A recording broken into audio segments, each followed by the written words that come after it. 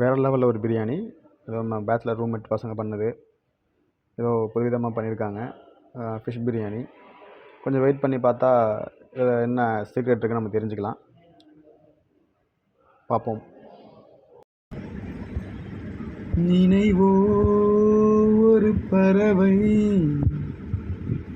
இளையராஜா பாட்டா பாடினா காப்பீட்ஸ் வரை கேட்பா. அப்படி நம்ம ஹம்மிங் மட்டும் பண்ணிப்போம். லா லா லா லா லா லா லா லா லா லா லா லா லா லா லா. அடியில் உரைக்கிற மீன் எனக்கு தெரியாத நீ இந்த வேலை தான் பண்ணுவேனே.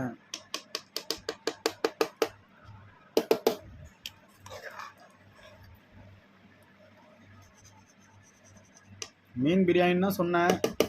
ஆனால் மீனை நீயே தேடிக்கிட்டு இருக்கப்ப அடியிலேருந்து. தேடு இன்னைக்குள்ளே எடுத்துருவான். தக்காளியை தனியாக வதக்கிட்டான், மீனை தனியாக வறுத்துட்டான், சோறை தனியாக வடிச்சுக்கிட்டான். மூணுத்தையும் ஒரே குக்கரில் வச்சு அப்புறம் எடுத்து கரண்டியை விட்டுக்கின்றான். கேட்டால் மீன் பிரியாணின்றான். சரி, சாப்பிட்டு பார்ப்போம். காதர் பாயின் கைப்பக்குவோம். தூங்கும்போது கழுத்தா மட்டையை நக்குவோம். அது ஒரு ஆபத்தான மிருகம்.